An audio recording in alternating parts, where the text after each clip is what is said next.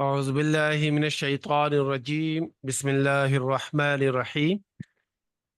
الحمد للہ رب العالمین والصلاة والسلام علی سید الانبیاء والمرسلین وعلی آلہ وصحابہ اجمعین اما بعد۔ قابل احترام مہمان مقرر ڈاکٹر محمد خالد مبشر الظفر صاحب، معزز سامعین، السلام علیکم ورحمۃ اللہ وبرکاتہ۔ ایوا اردو کمیونٹی بحرین کے پلیٹ فارم پر اور آج کے عنوان rise to build a glorious era, ایک شاندار اور روشن مستقبل کے لیے اٹھیں، کھڑے ہو جائیں یا پرجوش کوشش کریں کہ خطاب میں آپ سبھی کا تہ دل سے خوش آمدید اور خیر مقدم کرتا ہوں اور گزارش کرتا ہوں کہ آپ حضرات موبائل سائلنٹ کرتے ہیں۔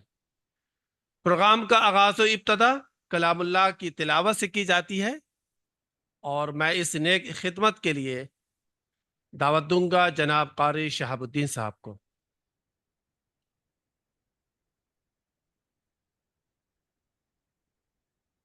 أعوذ بالله من الشيطان الرجيم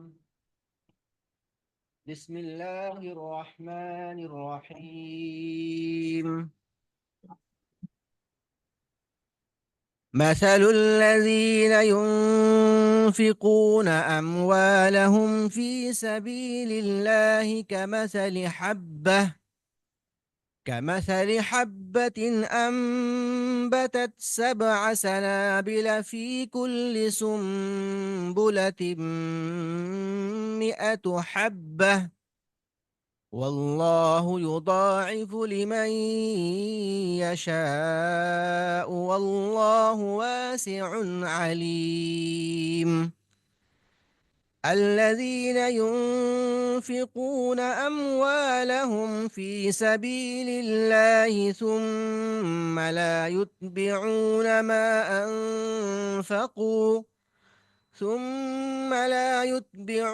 ما أنفقوا منا ولا أذى لهم أجرهم عند ربهم ولا خوف عليهم ولا هم يحزنون قول معروف ومغفرة خير من صدقة يتبعها أذى والله غني حليم صدق الله العظيم۔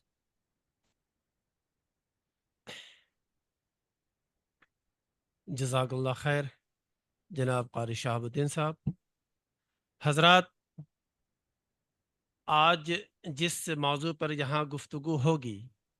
اور آج کے خطاب کا جو عنوان ہے وہ ہے ایک شاندار اور روشن مستقبل کی تعمیر کے لیے اٹھیں یا پرجوش کوشش کریں۔ The rise to build a glorious era انتہائی اہم موضوع ہے جس سے قوموں کی تقدیر بدل سکتی ہے اور ان کا مستقبل روشن ہو سکتا ہے۔ آج کے موضوع کے سلسلے میں بنیادی طور پر چند باتیں عرض کرنا چاہتا ہوں، اور وہ یہ ہے کہ روشن مستقبل کی جدوجہد یا کوششیں کس کس میدان میں ہونا چاہیے۔ اگر اس کی صحیح طریقے سے منصوبہ بندی ہو اور گہرائی سے اس کی پلاننگ ہو تو اس کے بہتر نتائج اور مفید ثمرات مرتب ہو سکتے ہیں۔ بنیادی طور پر 3 چیزوں کی طرف ہمیں جدوجہد کرنا چاہیے۔ ان میں سے ایک بات جو ہمیں کرنے کی ہے وہ ہے تعلیم، علم حاصل کرنا ہے۔ ہم سب سے پہلے تعلیم کی طرف توجہ دیں، اس لیے کہ تعلیم بہت ہی بنیادی ضرورت ہے کسی بھی قوم کی ترقی کے لیے اور اس کے روشن مستقبل کے لیے۔ تعلیم ریڑھ کی ہڈی کی مانند ہے۔ تعلیم ہی کسی بھی قوم کی تقدیر کو بدلنے کے لیے لازمی شے اور بنیاد ہے۔ کہتے ہیں کہ اچھے سوری تعلیم کے بعد دوسری چیز جو ہمیں حاصل کرنی ہے وہ اخلاق ہے۔ ہم جہاں تعلیم کی بات کرتے ہیں وہیں اس کے ساتھ اخلاقیات کی بھی بات کرتے ہیں۔ ایسی تعلیم جو رب کی معرفت حاصل کرا دے یا جس علم سے اللہ کی معرفت حاصل ہو اور انسان کی اپنی معرفت حاصل ہو۔ اور تیسری چیز معاشرے کی صحیح نہج پہ تعمیر و اصلاح ہے۔ تین چیزیں تو یہ تھیں جو کرنے کی ہیں، اس کے علاوہ اور تین چیزیں ہیں جو نہیں کرنے کی ہیں۔ اس میں سب سے مضر اور نقصان دہ چیز ہے نا اتفاقی، گروہ بندی، مسلک تعصب۔ تو مسلکی تعصب قرآن مجید میں بہت صاف طور پر کہا گیا ہے کہ اگر تمہارے اندر نا اتفاقی اور افتراق پیدا ہو گیا تو تم کمزور ہو جاؤ گے اور بکھر جاؤ گے۔ دوسری چیز ظلم و ناانصافی ہے، اور تیسری چیز موجودہ معاشرے میں پائی جانے والی برائیاں ہیں۔ اس مختصر سی تمہید کے بعد اب میں آج کے مقرر کا تعارف کرانا چاہتا ہوں۔ یوں تو آپ بہت سی خوبیوں سے متصف ہیں، ان میں سے چند اوصاف آپ کے سامنے پیش کرتا ہوں۔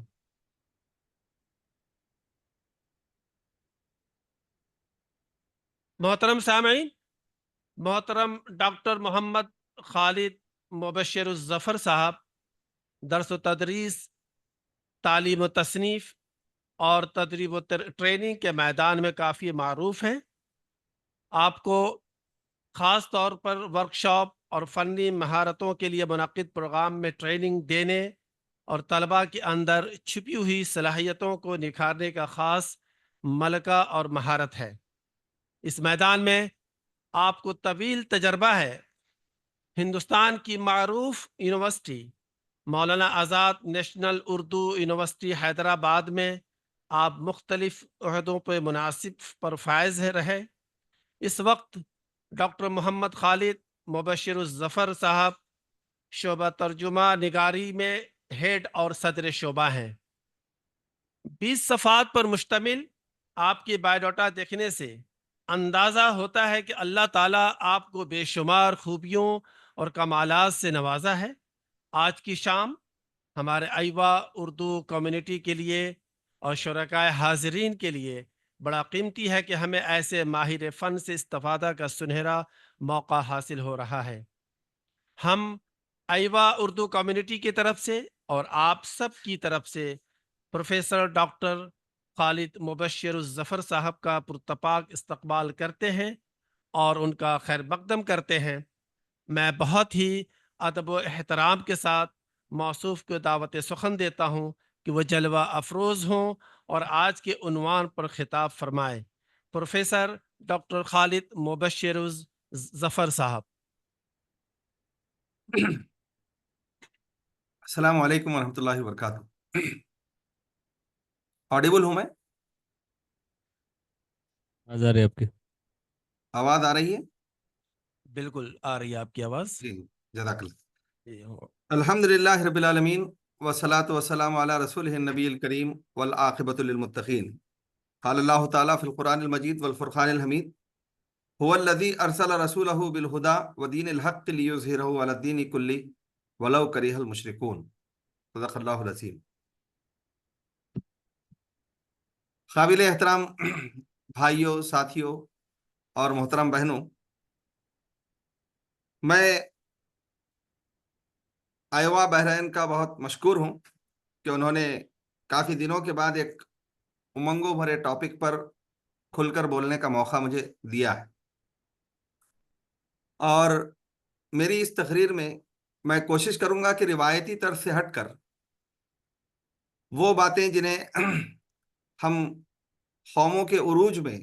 اور قوموں کے روشن مستقبل کے پہلوؤں سے عام طور پر نہیں دیکھتے ہیں، ان پر روشنی ڈالوں۔ اللہ تعالیٰ نے قرآن مجید کے اندر بے شمار موقعوں پر کئی رہنمائیاں ہمیں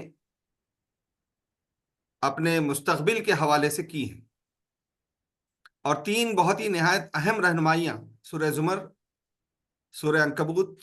اور سورہ رعد میں ہمیں ملتی ہیں، جو ہم اکثر اپنی تقریروں میں بھی سنتے ہیں۔ جو فارمولا ہے وہ یہ ہے کہ اللہ کی رحمت سے کبھی مایوس نہیں ہونا چاہیے انسان کو، نہ انفرادی طور پر مایوس ہونا چاہیے اور نہ اجتماعی طور پر مایوس ہونا چاہیے۔ اللہ تعالیٰ کی رحمت ایک ایسی وسیع رحمت ہے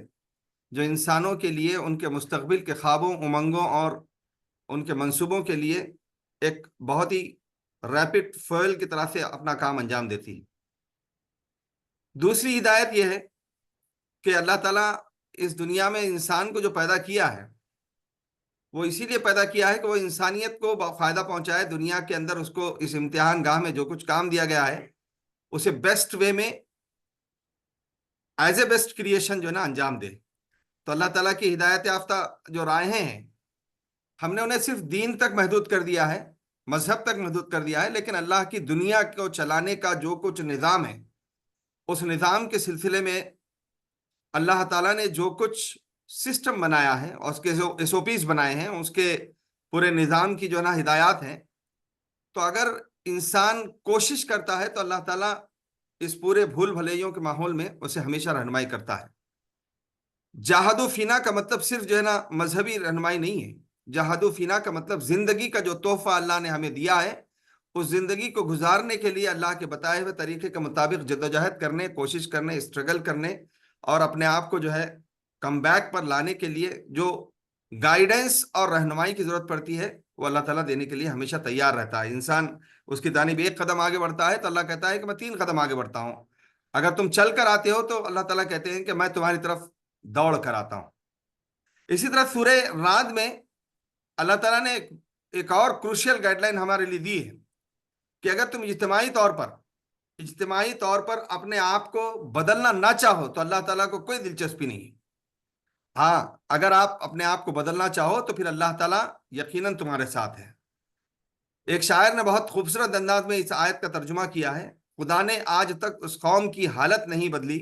نہ ہو جس کو خیال آپ اپنی حالت کے بدلنے کا۔ محترم سامعین، یہ جو زندگی کا جو اصول ہے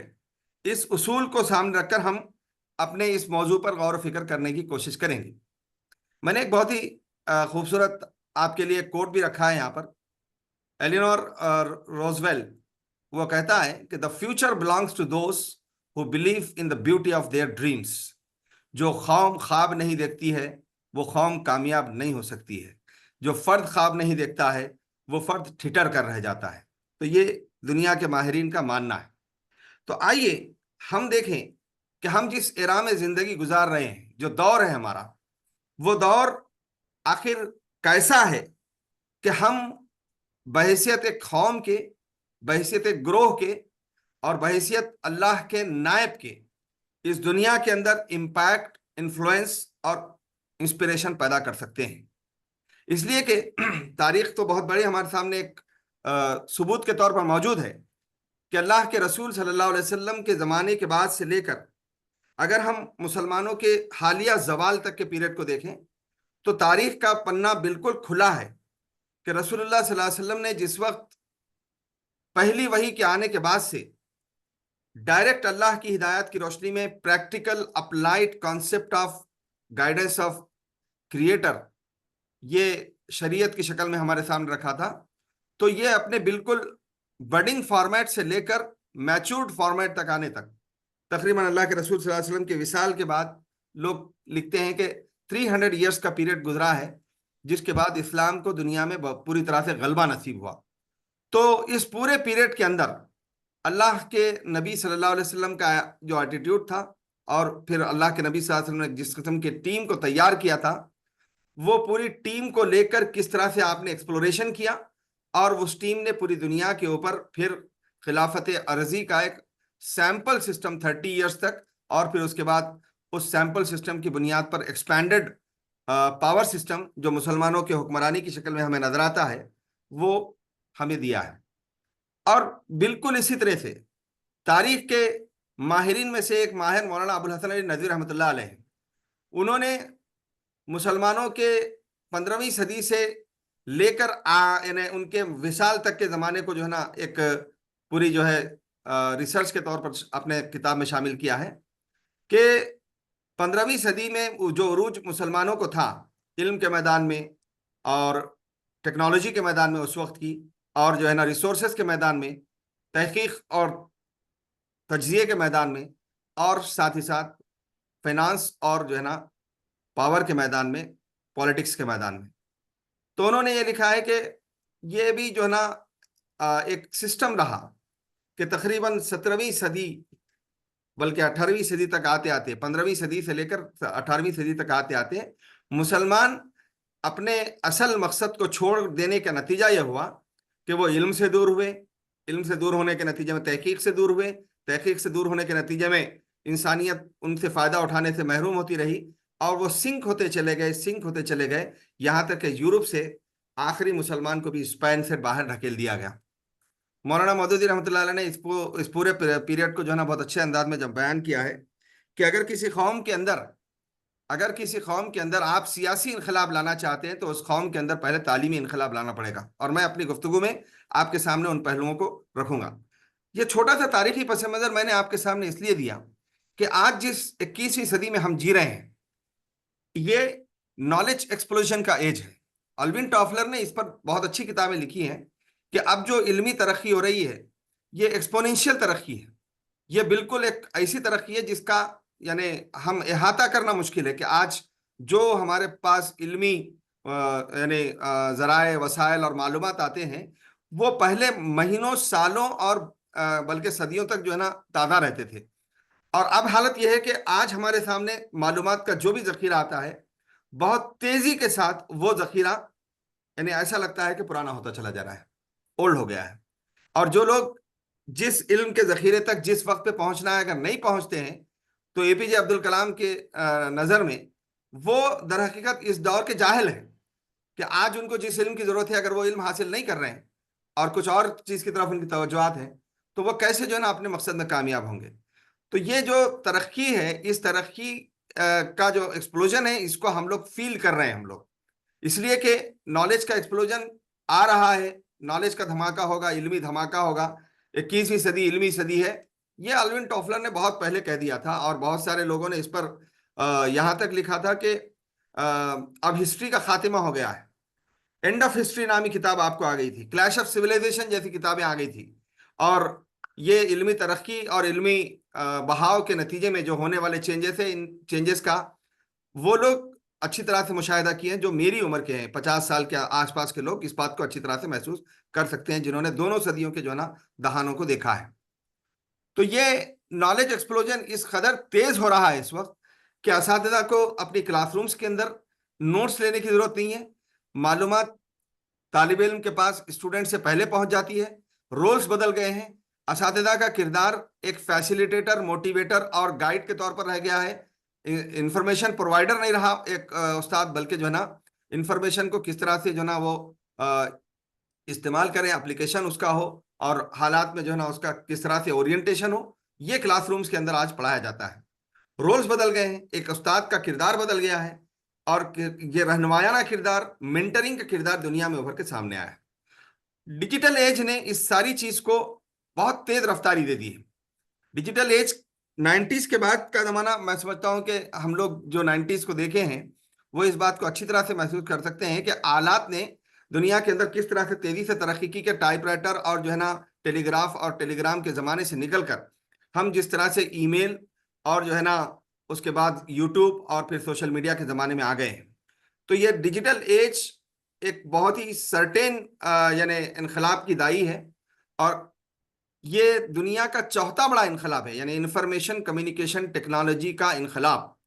یہ جو ہے نا انقلاب گزشتہ مشینوں کے انقلاب سے اور اس سے پہلے کے سبز انقلاب یا گرین انقلاب یا زراعتی انقلاب کے مقابلے میں بہت بڑا انقلاب ہے. اور سوشل میڈیا نے اس وقت پوری دنیا کو ایک گلوبل ولیج واقعی بنا دیا ہے. اب تو گلوبل ولیج ہم محسوس کر رہے ہیں، اور وہ جو انفارمیشن ڈسرپشن کا یعنی چیلنج تھا، وہ ایج آف ڈسرپشن اب آ چکی ہے کہ جس میں بادشاہ وقت کو بھی اگر اطلاع دینی ہوتی تو ایک گھوڑوں اور جو ہے نا यानी जानवरों की एक पूरी जो है ना बग्गियों के ऊपर इंफॉर्मेशन को एक जगह से दूसरी जगह पहुंचाया जाता, और उसके बाद उनके असरात को देखा जाता। और अब हालत ये है कि अगर दुनिया में कोई वाकया होता है तो उस यानी बहुत ही चंद मिनट्स के अंदर वो वाकया पूरी दुनिया के अंदर एक्सप्लोर हो जाता है, डिस्पर्स हो जाता है, और दुनिया को मुट्ठी में करने का ख्वाब जो था इंसान का, वो पूरी तरह से आ चुका है कि अगर कोई इंसान गुनाह करना चाहे तो उसे जितने अच्छे मौके इस दौर में हैं वो किसी और दौर में नहीं थे। जो कोई इंसान अच्छा काम करना चाहे तो वो इस जो मौके इस दौर में है वो किसी और दौर में नहीं थे। कोई इंसान अगर अपने किसी भी एम्बिशन को पूरा करना चाहे तो उसके लिए जो मालूमात और जो इंफॉर्मेशन का एक अहम तरीन यानी जरिया है, वो इस दौर के अंदर हमारे हाथों में आ चुका है। और ये जो दज्जाली नेट इस वक्त पूरी दुनिया के अंदर छाया हुआ है, इस नेटवर्क ने आज आर्टिफिशियल इंटेलिजेंस के दौर में एक नया यानी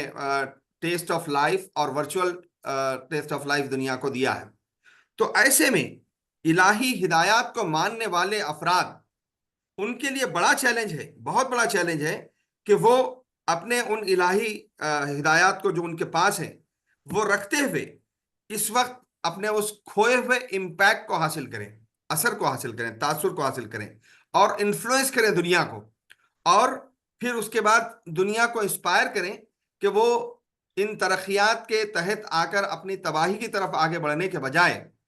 अगर इनको कंस्ट्रक्टिवली यूज करे, अगर इन तरक्यात को सही रुख और सही ओरिएंटेशन में इस्तेमाल किया जाए तो ये इंसानियत का बहुत बड़ा फायदा है। तो अब ये बहुत बड़ा सवाल है कि हम इस पर देखें कि हम कितना यानी इनोवेटिव अप्रोच अख्तियार करते हैं और कितना क्रिएटिविटी की जो है ना लेकर आगे बढ़ते हैं।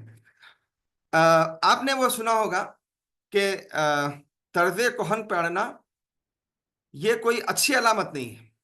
आईने जिंदगी में कोई बहुत अच्छी चीज नहीं समझी जाती है। आईने नौ को लेकर कबूल करके आगे बढ़ने का नाम ही जिंदगी है। तो अगर कोई चीज नहीं दिखती है तो उसे हम समझते हैं कि वो गलत है, लेकिन दुनिया के अंदर आप किसी भी चीज के मामले में अगर गौर करें तो इंसान की फितरत में है कि वो हर लम्हा तब्दीली चाहता है। एक जैसे माहौल में, एक जैसे यानी एक जैसे वसाइल के साथ एक ही तरह की जिंदगी गुजारते हुए इंसान बहुत जल्द बोर हो जाता है,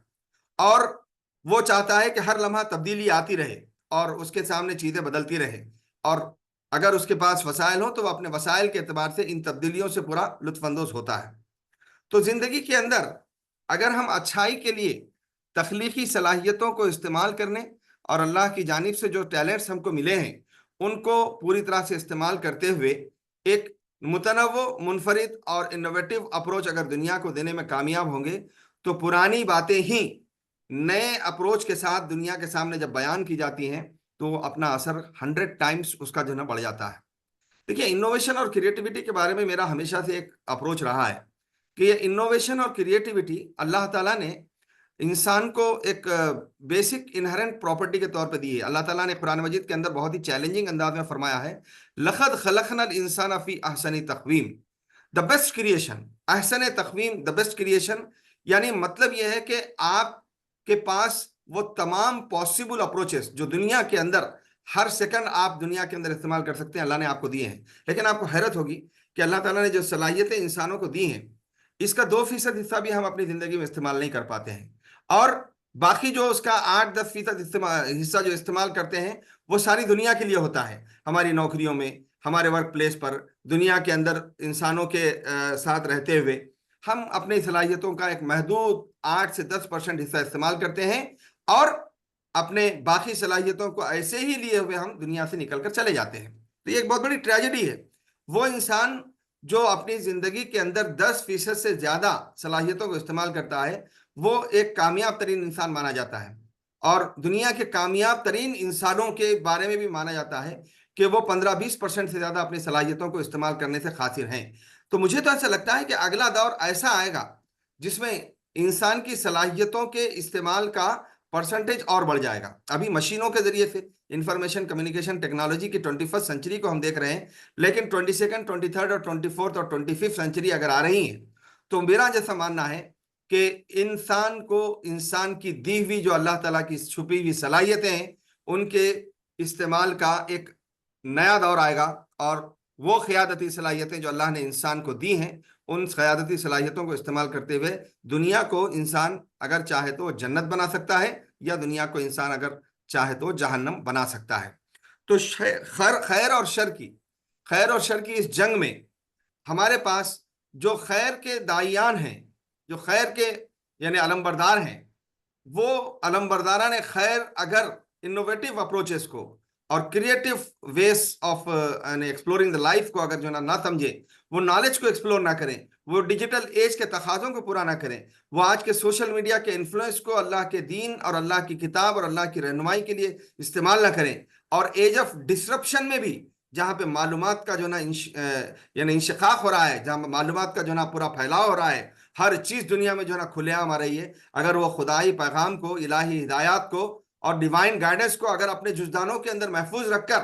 اگر یہ سمجھ رہے ہیں کہ وہ کسی بڑے کل کی طرف آگے بڑھ رہے ہیں، تو یہ غلط فہمی ہے۔ میرا خیال یہ ہے کہ اس پر ہمیں بڑی سنجیدگی سے غور کرنا چاہیے کہ 21 سینچری نے جو کچھ ہمارے سامنے بینچ مارک رکھے ہیں، ان بینچ مارک میں ہم کہاں کھڑے ہیں۔ یہ تو اصل میں میرے نزدیک یہ موضوع جو ہے، یہ موضوع تو ایسا ہے جس پر بہت اچھا ہم لوگ ورکشاپ کر سکتے ہیں۔ میں نے آپ کے سامنے یہ تقریباً 6-7 میدان جو ایکسپلور کیے ہیں بینچ مارکس کے طور پر، کہ ہم اس میں دیکھیں کہ آج 21 سینچری ہمارے سامنے دا بیسٹ سچویشنز کو لا رہی ہے۔ میں اکثر ہمارے بچوں کو اور ہمارے افراد خاندان کو اور تحریک میں بھی کہتا ہوں کہ تھوڑا سا پلٹ کے اگر ہم اپنی زندگی کو دیکھ لیں تو ہمیں اپنے خاندان کے اندر بھی جو گروتھ ہوا ہے، ہمارے فیملیز کے اندر بھی جو گروتھ ہوا ہے، وہ ہر اعتبار سے یعنی ملٹی فیسٹ گروتھ ہم اپنے نظروں کے سامنے دیکھتے ہیں کہ ہمارے پاس تعلیم کے اندر فروغ ہوا، ہمارے پاس جو ہے معیشت کے اندر فروغ ہوا، ہمارے پاس وسائل کے اندر فروغ ہوا، ہمارے پاس جو ہے رہنے کے وسائل اور کھانے پینے کے وسائل میں فروغ ہوا، ہمارے فطرتوں کے اندر فروغ ہوا، ہماری نفسیات کے اندر مضبوطی آئی، بہت ساری چیزوں میں ہم محسوس کر سکتے ہیں۔ اور یہ جو ایرا ہے، اس ایرا نے اتنے اچھے سسٹمز اس دور میں دیے ہیں، ایفیشینٹ سسٹم، کہ اس نے انسان کی صحت کو، انسان کے جو کیپیسٹی بلڈنگ کو، اور انسان کے جو ہے جتنے کچھ جو ہے اس کے لائف سٹائلز ہیں، ان سب کو بہترین ایفیشینٹ سسٹمز کے اندر پرو دیا ہے۔ اب یہ ہمارا کام ہے کہ ہم دیکھیں کہ ہم کہاں کھڑے ہیں۔ آپ اس دور میں جو غذا کھا سکتے ہیں وہ سب سے اچھی غذا کھا سکتے ہیں۔ جتنے کیلوریز آپ کو چاہیے اتنے کیلوریز کے لحاظ سے کھانے کا پورا نظام ایک سسٹمیٹک طریقے سے آپ کے پاس موجود ہے۔ آپ نہیں کھا رہے ہیں تو یہ آپ کا مسئلہ ہے۔ آپ اس دور میں جیسی تعلیم آپ کو حاصل کرنا چاہیے اور جو آپ کی شخصیت کے مطابق میچنگ تعلیم ہے وہ آپ حاصل کر سکتے ہیں۔ آپ کو اگر پراپر ٹائم پر اگر جو ہے پراپر کاؤنسلنگ ہو جائے، پراپر آپ کے جو ہے آئی کیو اور ای کیو کو جو انالائز کر لیا جائے، تو ہم اس پر جو بہت کچھ جو کر سکتے ہیں۔ لیکن اگر ہم ایسے پیرنٹ ہوں کہ جو ہمارے بچوں کے نہ ای کیو کے بارے میں سوچتے ہیں، نہ آئی کیو کے بارے میں سوچتے ہیں، نہ ان بچوں کے لیے ہمارے پاس کوئی وقت ہے، تو وہ ایفیشینٹ ایجوکیشنل سسٹم بھی ہمیں کیا دے گا؟ ہمیں کچھ نہیں دے گا، اور ہم رینڈملی پھرتے رہیں گے۔ لیکن دنیا کی ترقی یافتہ قومیں اپنے پاس جو ایفیشینٹ سسٹمز رکھتی ہیں، ان ایفیشینٹ سسٹم کے نتیجے میں ان کی ہونے والی جنریشنز کے اندر جو پرسنالٹی گروتھ ہے، جو چینج ہے، وہ ایلون مسک پیدا کرتا ہے ہمارے اندر، وہ ہمارے اندر جو ہے گوگل کے جو سی او جیسے لوگ پیدا کرتا ہے۔ تو یہ سب چیزیں جو ہے ان فیملیز کے اندر بہت زیادہ جو ہے رول پلے کرتی ہیں، جو ان سسٹمز کو پوری طرح سے سمجھ کر انہیں اپنے لائف کے اندر استعمال کرنا چاہیں گے۔ اور یہ سسٹمز جس میں جو ہے کہیں پر بھی ہم کو اللہ تعالیٰ یا اللہ تعالیٰ کی ہدایات کے خلاف کوئی بات نہیں ہے، ان سسٹمز کا استعمال نہیں کرنا ایک بڑا جرم ہے جو ہم کر رہے ہیں۔ صحت اور تعلیم اور ترقی کے یعنی معاملات میں، خاص طور پر جو ہے بزنس اور جو ہے زندگی کو جو ڈیولپ کرنے اور دنیا کی ترقیات کے مقابلے میں کے معاملے میں اگر ہم ہمارے اپروچز کو دیکھیں، تو میں بہت ہی جو کروٹ کامنٹ کر رہا ہوں کہ مسلمان امت اس وقت سسٹمز کو ایفیشینٹلی استعمال کرنے میں بری طرح ناکام ہیں۔ اور اس پورے معاملے میں ہمیں اپنے جو ہے اندر وہ کیفیت کو پیدا کرنی چاہیے کہ اگر دنیا سے ہم کو فائدہ اٹھانا ہے، اکتساب حاصل کرنا ہے، تو ہم کس طرح سے موجودہ سسٹمز کے اندر رہتے ہوئے اس سے جو فائدہ اٹھا سکتے ہیں۔ ہم تو حکومت سے پہنچنے والے فوائد کو تک بھی جو پوری طرح سے یعنی گراسپ نہیں کر سکتے ہیں۔ ہم دواخانوں اور میڈیکل سسٹم سے فائدہ نہیں اٹھا سکتے ہیں۔ ہمارے پاس پوری چیزیں موجود ہیں، ہم اپنی اولاد سے محبت کا تمام دعویٰ کرتے ہیں، لیکن اس کے باوجود بھی آج ویکسینیشن کا جو 14 سال تک کی عمر کا نظام بنا ہوا ہے اسے نہ اپنا کر کتنے ہم اپنے اولاد کو مفلوج اور اپاہج بنا رہے ہیں. ایجوکیشن کا سسٹم بنا ہوا ہے, انٹرپرنرشپ کا سسٹم بنا ہوا ہے, آپ کے پاس جو ہے نا کارپوریٹس نے دنیا کے اندر جو ہے نا پورے یعنی آرگنائزیشنز کو چلانے کا سسٹم بنایا ہوا ہے. ان تمام چیزوں سے فائدہ اٹھانے میں ہم کتنے کامیاب ہیں کتنے ناکام ہیں یہ ہمیں غور کرنا چاہیے. نمبر 2, نیو آئیڈیاز کا معاملہ ہے. 21ویں صدی نئے آئیڈیاز کا ہے کا ایک پورا جو ہے نا پلان فراہم کرتی ہے. آپ کے پاس آئیڈیا ہے تو آپ دنیا کے قابل ترین آدمی ہیں, آپ دنیا کے متمول ترین آدمی ہیں. آپ کے پاس پیسہ نہیں ہے تو پیسہ دوڑ کر آئے گا. آپ کے پاس جو آئیڈیا ہے وہ آئیڈیا دنیا کے وسائل کو کھینچے گا. آپ کے پاس انوویٹو اپروچ ہے تو افراد نہیں گروہ آپ کی طرف پلٹ کر آئیں گے, ممالک آپ کے پاس جو ہے نا اٹریکٹ ہوں گے. وہی جو ہے نا زراعت ہوتی ہے, لیکن یورپین کنٹریز میں اور اسرائیل میں جو زراعت ہو رہی ہے اس کے مقابلے میں ایشیائی ممالک اور یعنی ایشیائی کنٹریز کے اندر کیوں جو ہے نا ایگریکلچر فیلیور ہے. تو اس کا سیدھے مطلب یہ ہے کہ ہم جو ہے نا جو انوویٹو اپروچز ہیں ان کو اپنانے کے مقابلے میں ٹریڈیشنل تھنگس کو جو ہے نا لے کر اور جو ہے نا روایتی تصورات کو لے کر ہم اگر بیٹھیں گے تو دنیا ہمارا انتظار کرنے والی نہیں ہے. حفیظ میرٹی کے الفاظ میں, وہ وقت کا جہاز تھا کرتا لحاظ کیا, وہ وقت کا جہاز تھا کرتا لحاظ کیا, میں دوستوں سے ہاتھ ملانے میں رہ گیا. تو پوری امت کے لیے یہ بہت بڑا ہم کو جو ہے نا سوال ہے کہ ہم آج جو ہے نا اپنے آپ کو غور کریں کہ 21ویں صدی کے ان جو ہے نا میدانوں میں جہاں پر ہم کو کئی بینچ مارکس دنیا میں کامیابی کے نظر آ رہے ہیں, ہم کیوں پیچھے ہیں. افیکٹو میتھڈس ہیں, کئی میتھڈس ایسے ہیں جس کو ہم اپناتے ہیں, لیکن جو طریقہ ہمارے پاس ہے ہم اس کی دلائل کے لیے اپنے معلومات کے بغیر ہم جو ہے نا اس کو مدلل انداز میں پیش کرنے کی کوشش کرتے ہیں. دنیا کے اندر ہر چیز کو کرنے کے کئی طریقے موجود ہوتے ہیں, اور اللہ کے رسول صلی اللہ علیہ وسلم کی تعلیمات میں یہ بہت اچھا ٹیم بلڈنگ کا اپروچ ہم کو ملتا ہے کہ اللہ کے رسول صلی اللہ علیہ وسلم نے جس کے پاس جو افیکٹو میتھڈ تھا استعمال کیا. حضرت سلمان فارسی کے پاس ہو یا کسی اور صحابی کے پاس, جو زراعت کا معاملہ ہو یا جنگ کا معاملہ ہو, جو میتھڈز افیکٹو تھے اس کو استعمال کیا تھا. اور آج کا دور ہمارے سامنے کئی افیکٹو میتھڈز کو لا رہا ہے, لیکن ہم اس کو اپنانے میں کیوں ناکام ہیں یہ ہمیں سوچنا چاہیے. نئے ٹولز ہیں, ہم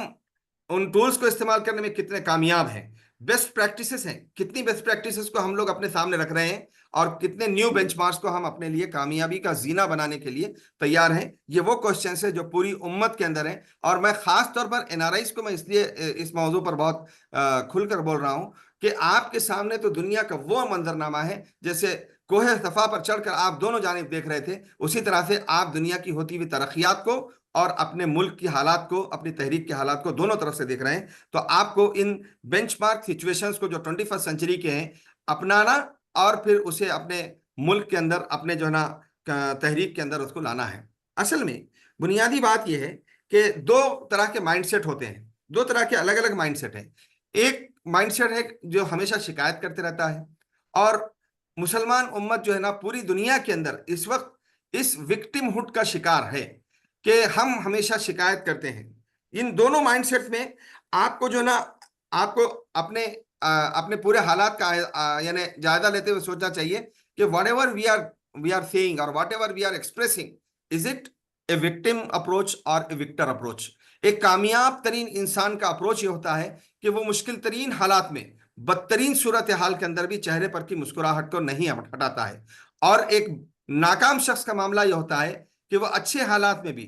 ایسے حالات جس پر کئی لوگ شکر ادا کریں ویسے حالات میں بھی وہ ہمیشہ شکایت کرتا ہے. تو میرا ماننا یہ ہے کہ پوری تحریک کے اندر ایک اعتبار سے ہمیں دیکھنا چاہیے کہ کمٹمنٹ ہے, کیڈر ہے, آرگنائزیشن ہے, اور پھر اللہ کے لیے کام کرنے کا جو جذبہ ہمارے اندر اللہ نے تحریک کے اندر دیا ہے, ان اعتبارات سے کیا ہمارا اپروچ ہم وکٹم ہوڈ کا اپروچ اختیار کرتے ہیں کہ جیسے ہم بہت ناکام ہیں اور بہت ہی پریشان حال ہیں, یا پھر ہمیں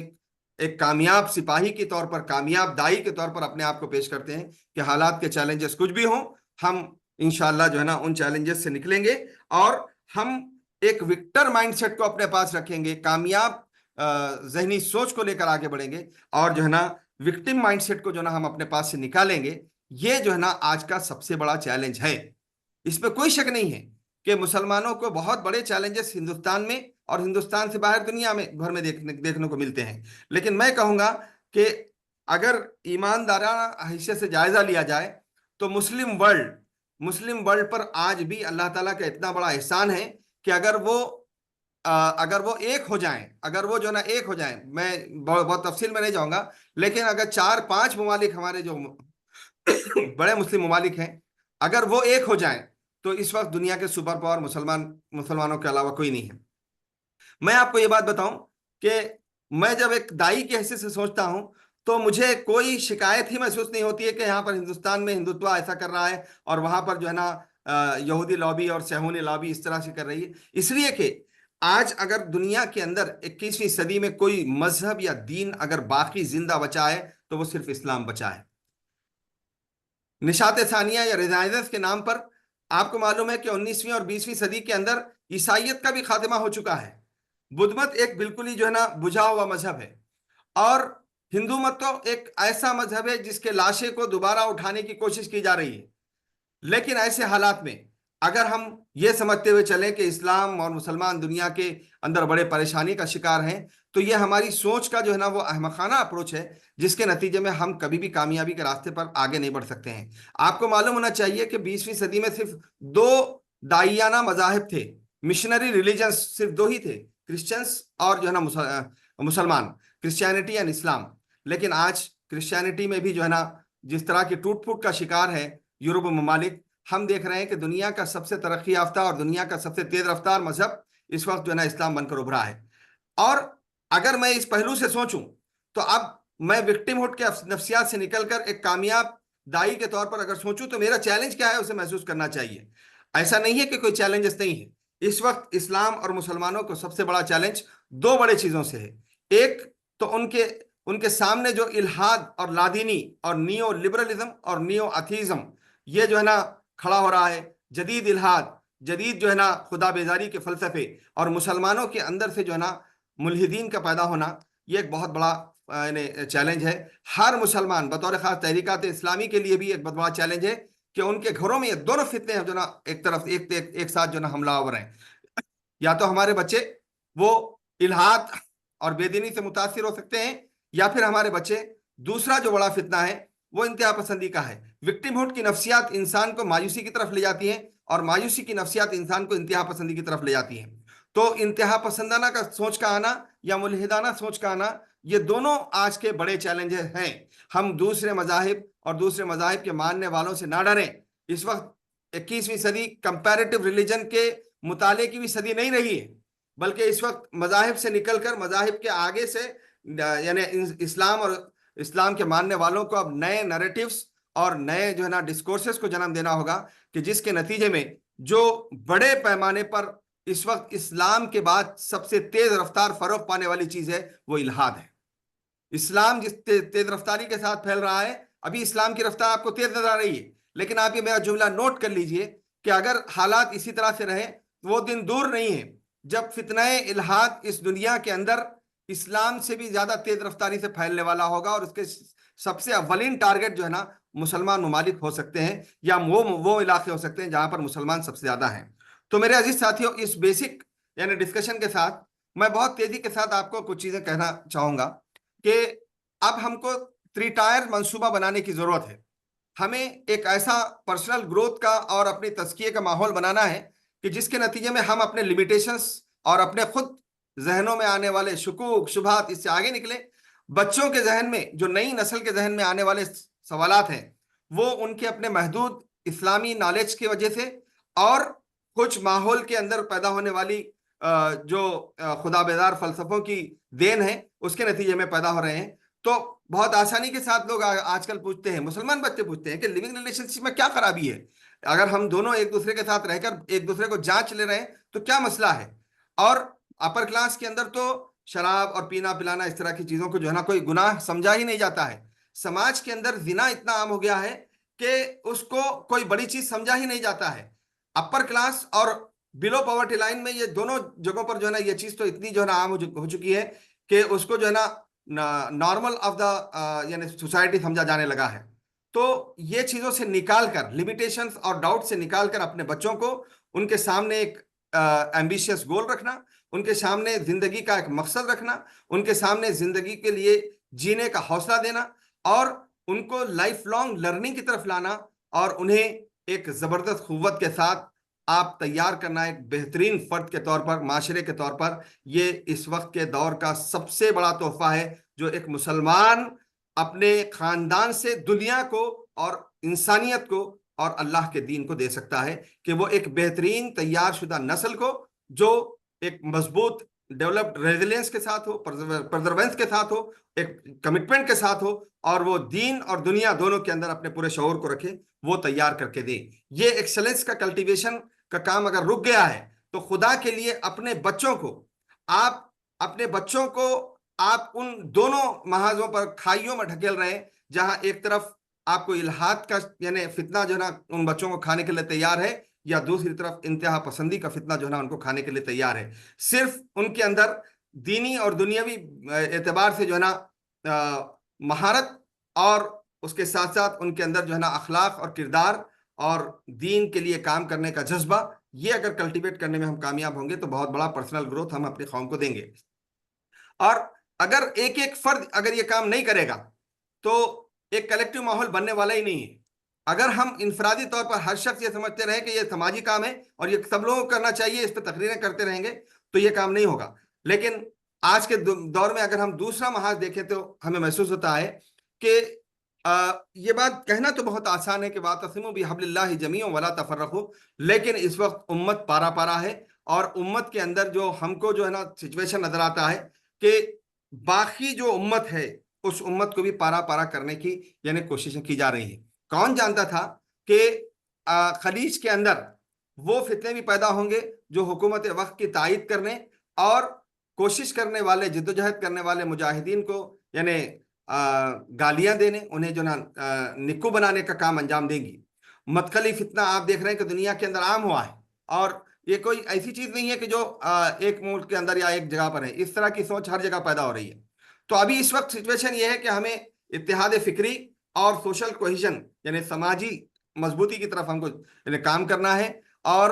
ایک پورے ماحول کے اندر ایجوکیشن انوویشن کا ماحول پیدا کرنا ہے۔ ان کے اندر جو ہے نا اپنے سیلف ڈیولپمنٹ کے لیے، سسٹینیبل ڈیولپمنٹ کے لیے جو ہے نا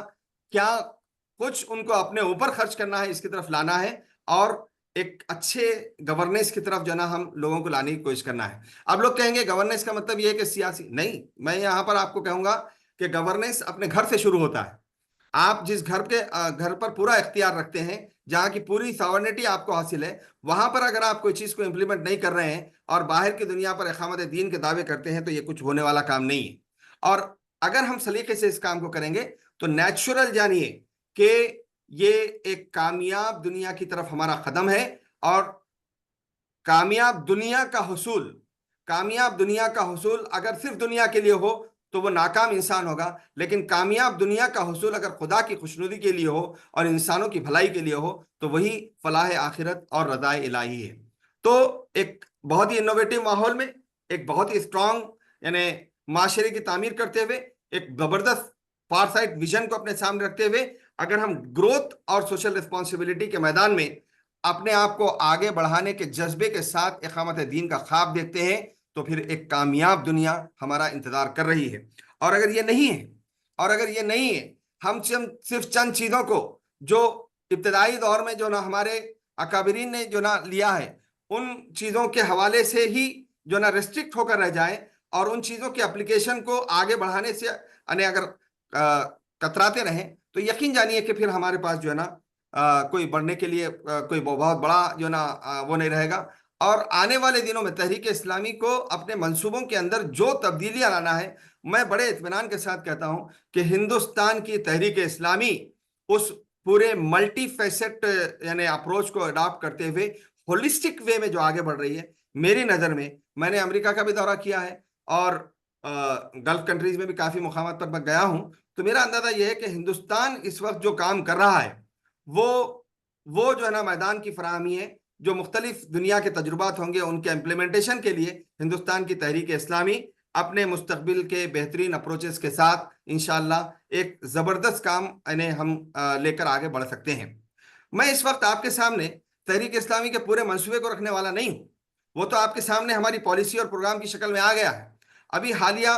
ارکان کے اجتماع میں بھی ہم نے اس کو محسوس کیا ہے کہ جماعت اسلامی کی جو اسٹریٹجک مووز ہیں ان اسٹریٹجک مووز کو جو ہے نا ارکان کے اندر جیسے جیسے سمجھ آ رہی ہے کہ انفرادی طور پر ہم کو ہر ایک کو کنٹریبیوٹ کرنا ہے، یہ احساس بہت بڑی چیز ہے۔ 4 بنیادی کاموں کے سلسلے میں ابھی حالیہ ارکان کے اجتماع میں جس طرح کا جو ہے نا ذیل اور جس طرح کی انرجی ہم نے محسوس کی ہے کہ دعوت، تزکیہ، اصلاح امت اور خدمت، ان چاروں کاموں کو ہر فرد کو کرنا ہے، یہ ایک بہت بڑی تبدیلی ہے کہ ہم کاموں کو اجتماعی طور پر کرتے تھے لیکن انفرادی طور پر کام کرنے کا ایک خاص جو ہے نا رجحان جو ہماری پالیسی میں تبدیلی کا ہے، یہ بہت بڑا جو ہے نا ایک چینج ہے۔ اور اسی کے ساتھ ساتھ ایک چینج یہ بھی ہے کہ ان میدانوں کو جنہیں ہم عام طور پر جو ہے نا تحریک اسلامی کے میدان سمجھتے ہی نہیں تھے، ان میدانوں کو بھی اب آج جو ہے نا ہم نے ہاتھ لگانا شروع کیا ہے، اور تجارت ہو یا جو ہے نا میڈیا ہو یا جو ہے نئے سوشل ایکسپیریمنٹس ہوں، ان میدانوں کے اندر تحریک اسلامی کے نئے تجربات انشاءاللہ جو ہے نا ہمارے لیے بہت زبردست جو ہے نا راستہ بنائیں گے۔ they will pave the way for our bright future انشاءاللہ۔ میں اس موقع پر آپ کے سامنے 5 جو ہے نا میجر اسٹریٹجک ڈومینس رکھ رہا ہوں، یہاں پر 4 غلطی سے ٹائپ ہو گیا ہے، 5 میجر اسٹریٹجک ڈومینس رکھ رہا ہوں جو ہمارا ورک پلان ہے، اور ہمیں ان میدانوں میں جو ہے نا بہت ہی سلیقے سے، بہت ہنگامہ کیے بغیر، بہت ہی جو ہے نا خاموشی کے ساتھ، یعنی کام کے ذریعے سے ہمیں پلٹ کر واپس آنا ہے۔ سب سے پہلی چیز جو میں آپ کو کہوں گا کہ اس امت کا پورا مائنڈ سیٹ جو ہے وہ دائی امت کا ہونا چاہیے، اور آج جو اس وقت امت کا مائنڈ سیٹ ہے وہ دائی امت کا نہیں ہے۔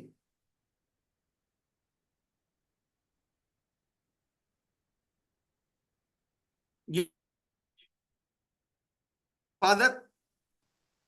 اتنی جو ہے نا کھو گئی ہے کہ اس کا وہ داعیانہ کردار کہیں نہ کہیں بالکل گم ہوتا ہوا ہم کو محسوس ہوتا ہے۔ کتنی چیزیں ہیں جو اللہ کے رسول صلی اللہ علیہ وسلم نے ایک داعیانہ ذہن کے اعتبار سے جو نا ہمارے سامنے پریکٹیکلی چیز پیش کی ہے۔ قرآن تھیوریٹیکلی چیزوں کو پیش کرتا رہا اور اللہ کے رسول صلی اللہ علیہ وسلم نے اس کو پریکٹیکلی کر کے بتایا۔ ادعو الی سبیل ربک بالحکمت والموعظۃ الحسنہ وجادلہم باللتی ہی احسن، اور دوسری طرف کلکم راع وکلکم مسئول عن رعیتہ۔ یہ تقریروں کی باتوں میں تو بہت اچھا ہے، لیکن پھر کیا بات ہے کہ آج اس کمپاؤنڈنگ ایفیکٹ کو ہم محسوس نہیں کر رہے ہیں، اور اس کے نتیجے میں ہماری پوری سوسائٹی جو ہے وہ ایک جو ہے نا کمپیشنیٹ، ایک ہمدرد، اور دنیا کے اندر انسانوں کے لیے سب سے زیادہ نرم دل، سب سے زیادہ انسانوں کا درد اور انسانوں کی جو ہے نا ہمدردی رکھنے والی امت کی حیثیت میں کیوں اپنی شناخت بنانے میں ناکام ہے، یہ بہت بڑا سوال ہے۔ میں آپ کے سامنے بہت کھل کے کہتا ہوں کہ اس میدان کی لیڈرشپ ہمارے پاس عملاً آج بہت محدود ہو کر رہ گئی، بہت محدود ہو کر رہ گئی۔ آپ دیکھیے کہ اللہ کے رسول صلی اللہ علیہ وسلم اور انبیاء کرام کا کیا اپروچ تھا، دعوتی اپروچ۔ اللہ کے رسول صلی اللہ علیہ وسلم اور آپ سے قبل کے انبیاء کا دعوتی اپروچ یہ تھا کہ انہوں نے اپنی قوم کو ہمیشہ اپنی قوم مانا تھا، لیکن آج ہم جن لوگوں کے درمیان رہتے ہیں، کیا ہم اس کو اپنی قوم مانتے ہیں؟ ہندوستان کے غیر مسلم جو بھائی اور بہن ہیں ہمارے، کیا ہم انہیں اپنی قوم مانتے ہیں؟ یہ مائنڈ سیٹ انبیائی مائنڈ سیٹ ہے، یہ مائنڈ سیٹ رسولوں کا مائنڈ سیٹ ہے کہ وہ جس قوم میں پیدا ہوتے ہیں اس قوم کو اپنی قوم کہتے ہیں۔ یا قوم عبد اللہ، کبھی بھی کسی نبی نے ان کو الگ سے نہیں کہا کہ اے غیر مسلموں تم اسلام قبول کرو، نہیں، اے میری قوم کے لوگوں تم اللہ کی طرف آؤ۔ آپ کو سورہ یاسین کی میں ایک چھوٹی سی آیت کا جو نا ریفرنس دے کر یہ بات اور واضح کروں گا کہ دیکھیے، جس وقت حضرت موسیٰ علیہ السلام پر ایک شخص ایمان لایا تھا اور فرعون اور اس کے حواریوں کو جب پتہ چل گیا تو اس دور کی سب سے بڑی موب لنچنگ ہوئی تھی، اور اس شخص کو مارنے کے لیے فرعون کے ہرکارے اور اس قوم کے لوگ، قبطی لوگ، وہ ان کے پیچھے دوڑ پڑے تھے۔ اکیلا شخص بھاگ رہا تھا، اور بھاگتے بھاگتے جب وہ گر گیا اور اسے یقین ہو گیا کہ اب میں ان کے ہاتھ مارا جاؤں گا، تو ایسے موقع پر ہم کیا ان مارنے والوں کو اپنی قوم کے لوگ مان سکتے ہیں؟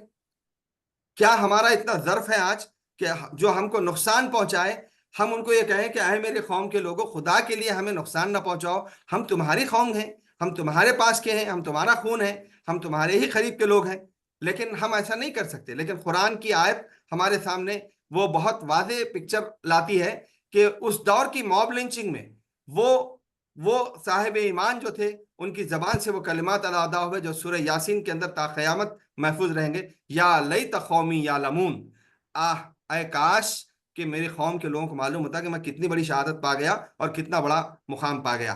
تو یہ جو اپروچ تھا، اس اپروچ نے اللہ کے رسول صلی اللہ علیہ وسلم کو یعنی بالکل ایک نئے فرد کی حیثیت میں لایا تھا، ایک بے چین روح جو کبھی خاموشی سے بیٹھ نہیں سکتی، ہر سیکنڈ ان کو فکر رہتی تھی کہ کس طرح سے میں دعوت کے کام کو انجام دوں۔ ہم یہاں پر تقریریں کرتے ہیں، لیکن اللہ کے رسول صلی اللہ علیہ وسلم کام کرتے تھے۔ وہ جرس کی گھنٹیوں کی آواز آتی تو کھانے کے دسترخوان سے اٹھ جاتے، وہ دشمنوں کے درمیان جا کر بیٹھ جاتے، انہیں سمجھاتے، ان کو ہر طریقے سے جو نا ان کے ساتھ تجارت کر رہے، ان کے ساتھ کھانا کھا رہے، ان کے ساتھ اٹھ رہے، ان کے ساتھ بیٹھ رہے، لیکن ایک دائیانہ تڑپ اللہ کے رسول صلی اللہ علیہ وسلم کی جو ہے وہ ہر لمحہ آپ کے اوپر حاوی اور طاری رہتی تھی۔ وہ کیفیت ہی کا نتیجہ تھا کہ جس کے نتیجے میں اللہ کے رسول صلی اللہ علیہ وسلم نے انتہائی کٹر ذہن کے لوگوں کو بھی جو نا بدل دیا تھا۔ ان کے ساتھ برتاؤ کے اندر دیکھیے دائی کا برتاؤ، کہ وہ دائی ایک ایسا دائی تھا جس سے لوگ اختلاف کر رہے تھے لیکن اپنی امانتیں ان کے پاس لا کر رکھ رہے تھے، وہ اپنے مسائل ان کے پاس رکھتے تھے، اور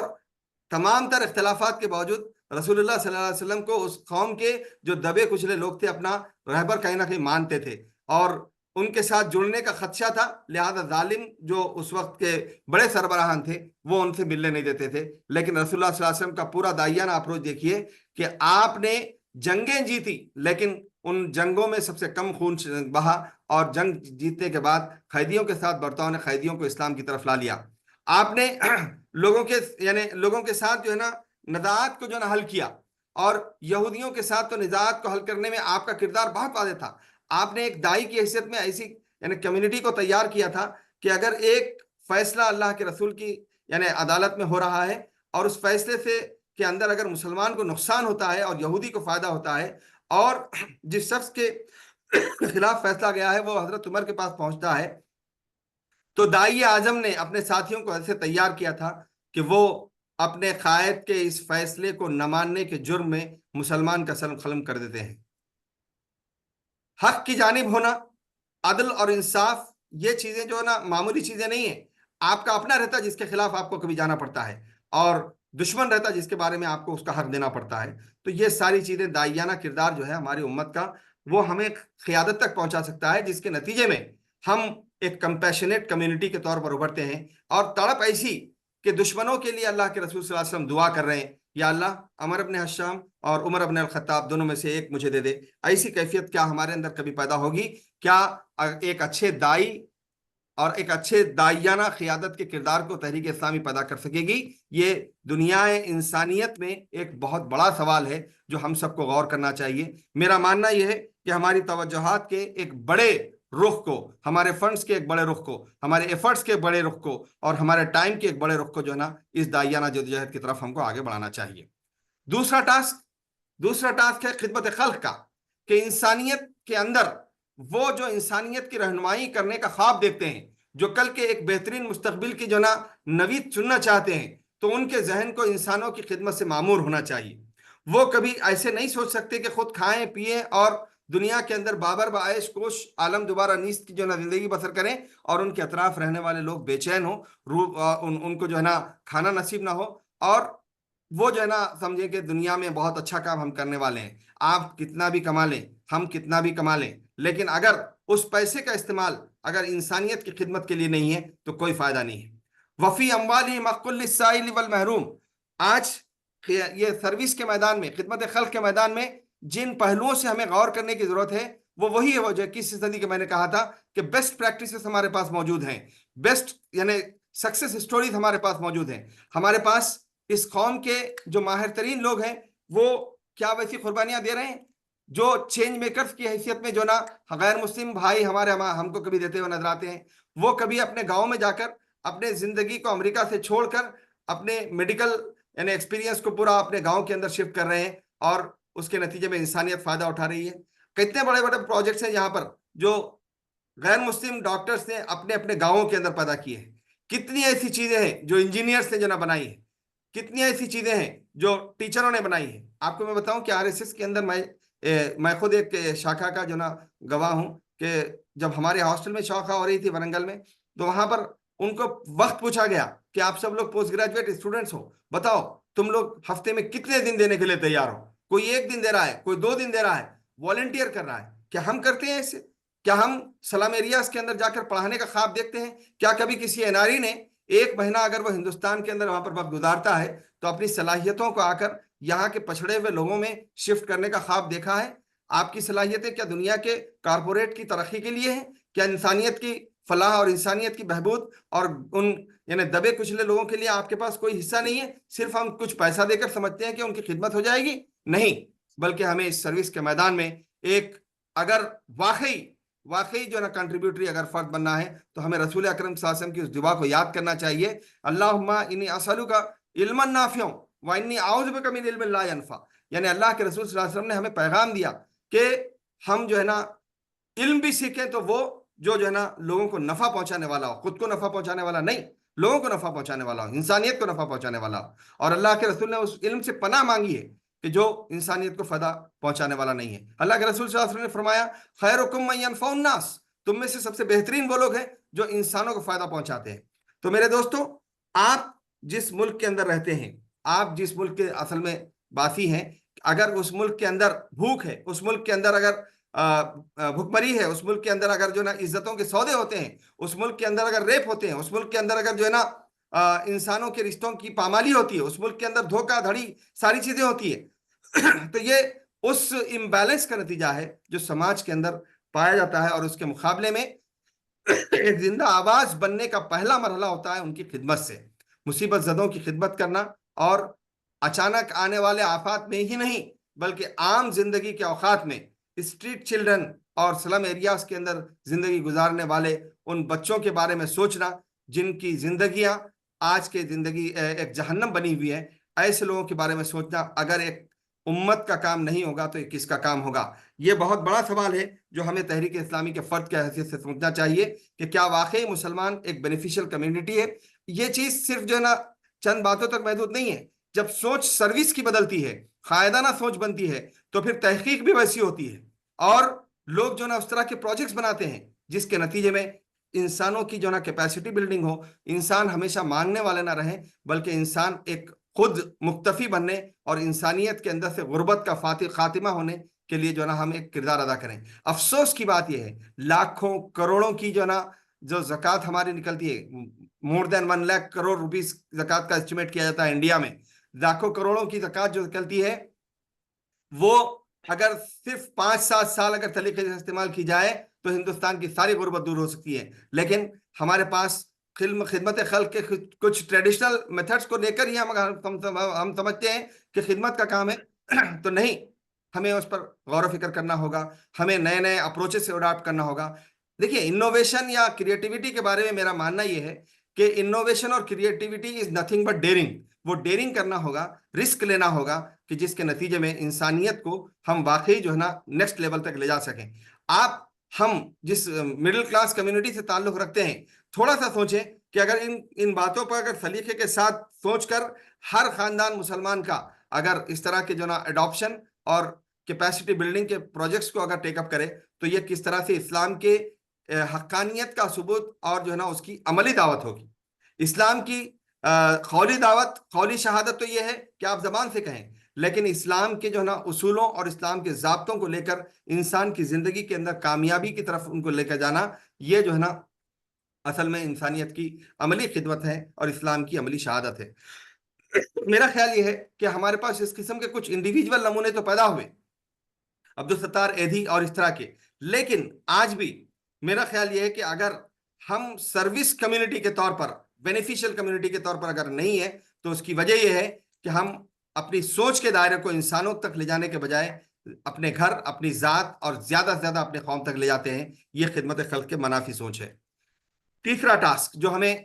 آگے بڑھ کر ٹیک اپ کرنا ہے وہ ہمارا بھولا ہوا سبق ہے. میں بہت زیادہ نہیں بولوں گا، لیکن آپ کو میں بتاؤں کہ مسلمان جو کبھی کمیونٹی وتھ نالج تھے، یہ کمپاؤنڈنگ ایفیکٹ تھا جو ہمارے مختلف جو نا ایفرٹس کے نتیجے میں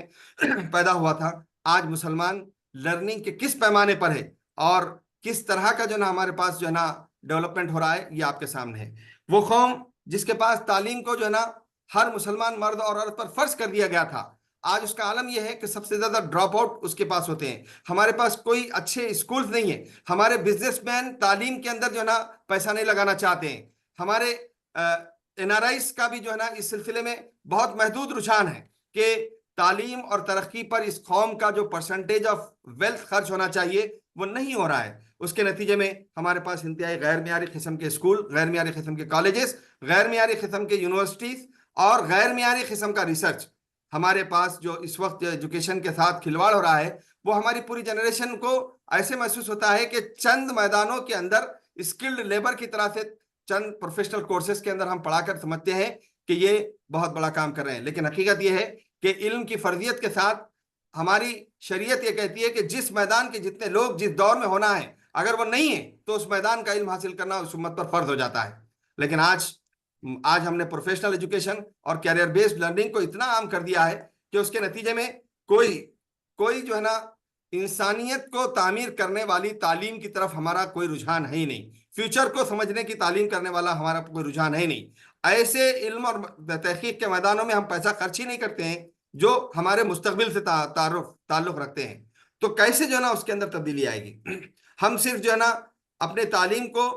سرٹیفکیٹ اور ڈگریوں اور اسنادات تک رکھے ہیں، ہمارے نوکریوں اور وائٹ کلر جابز کی حد تک اس کو جو ہے نا ہم نے رکھا ہے، لیکن حقیقت یہ ہے کہ تعلیم کے میدان میں جو کام ہم کو کرنا ہے وہ بالکل نہیں ہو رہا ہے۔ میں آپ کے سامنے اس بات کا اعتراف کرتا ہوں کہ گزشتہ 20 سال سے تعلیم کے میدان میں اس کام کو لے کر آگے بڑھنے کی کوشش کر رہا ہوں، لیکن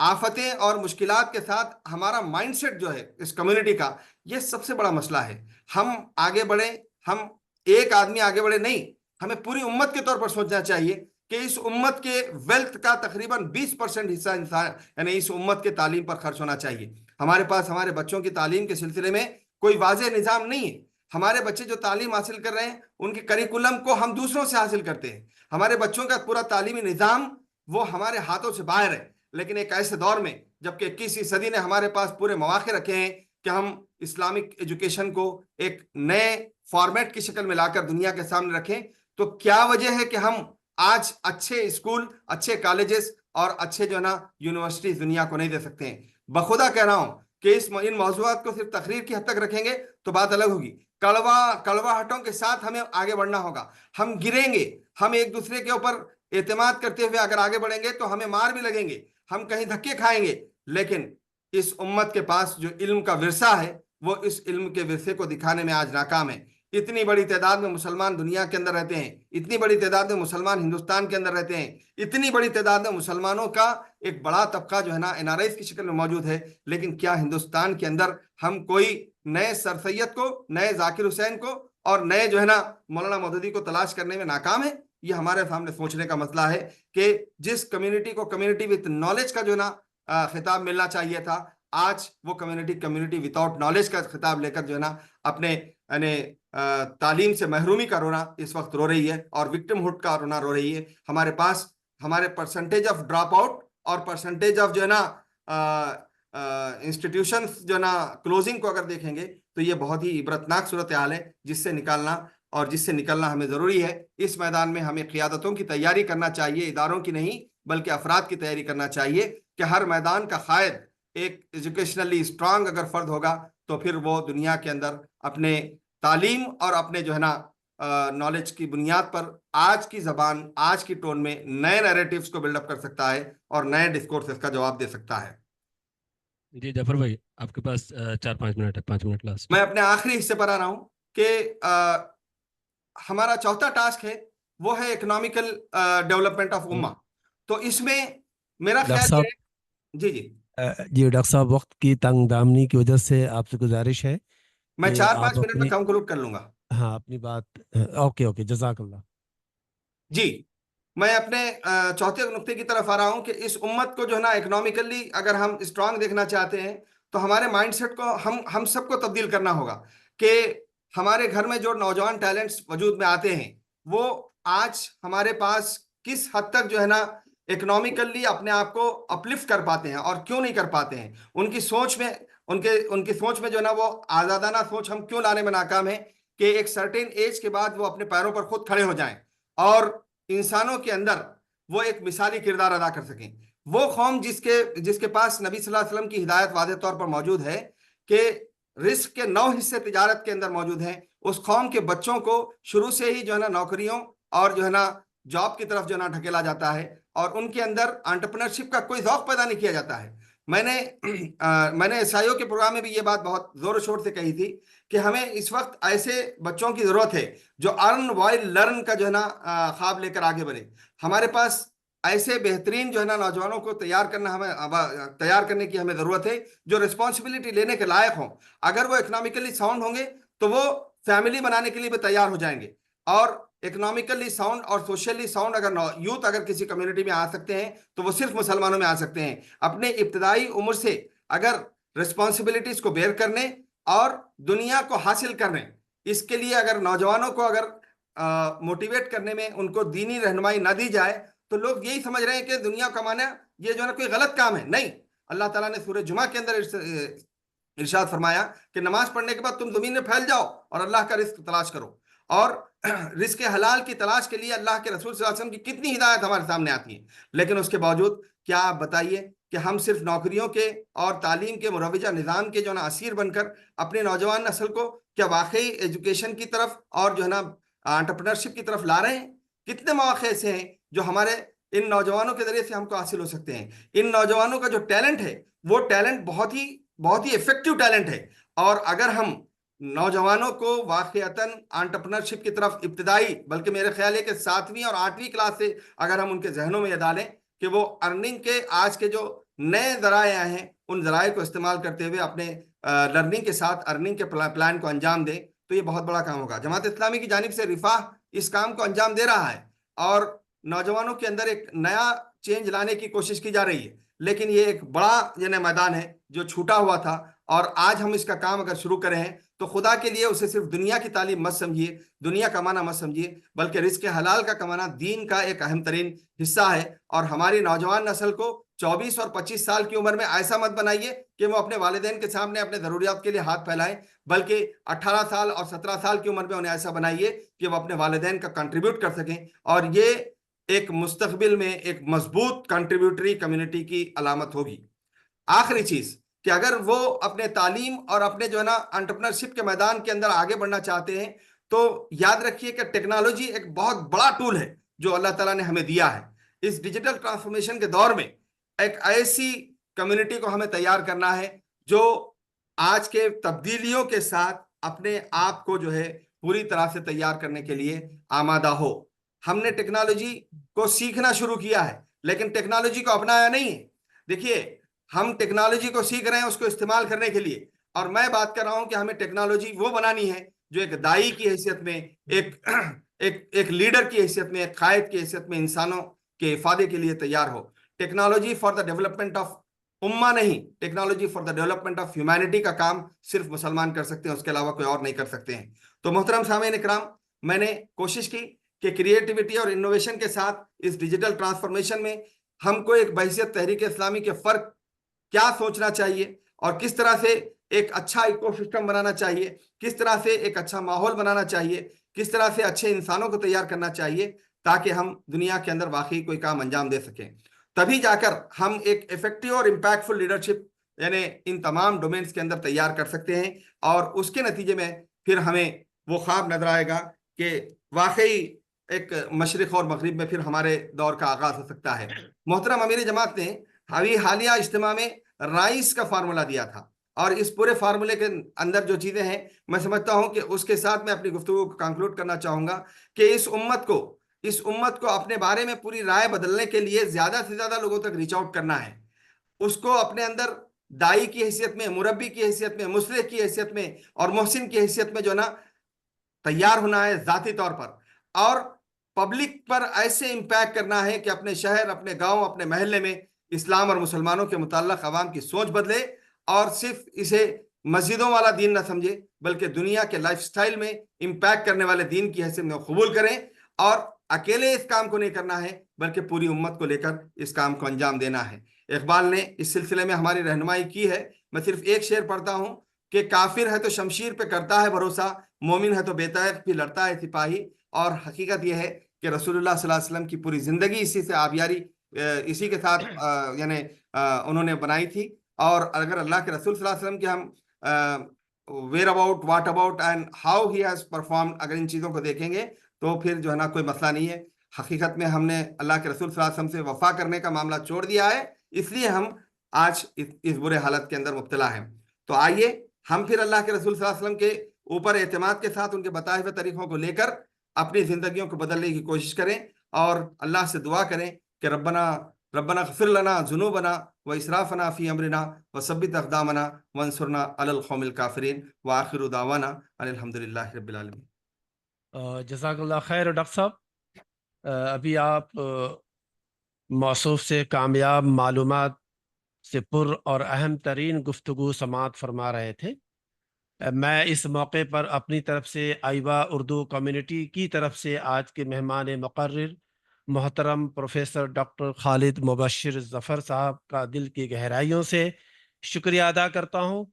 اور دل سے دعائیں دیتا ہوں کہ اللہ تعالیٰ آپ کے علم میں اضافہ کرے اور قوم و ملت کے لیے نافع بنائے، اور ہم امید کرتے ہیں کہ آئندہ بھی ہم سب کو استفادہ کا موقع فراہم کریں گے۔ میں آپ تمام شرکائے پروگرام کا بھی شکریہ ادا کرنا ضروری سمجھتا ہوں کہ آپ تمام حضرات کی شرکت کی وجہ سے یہ پروگرام کامیاب ہو سکا۔ وآخر دعوانا ان الحمد للہ رب العالمین۔ جزاک اللہ خیر۔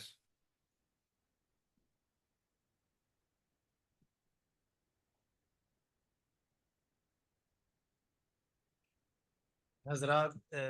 کچھ اعلانات ہیں۔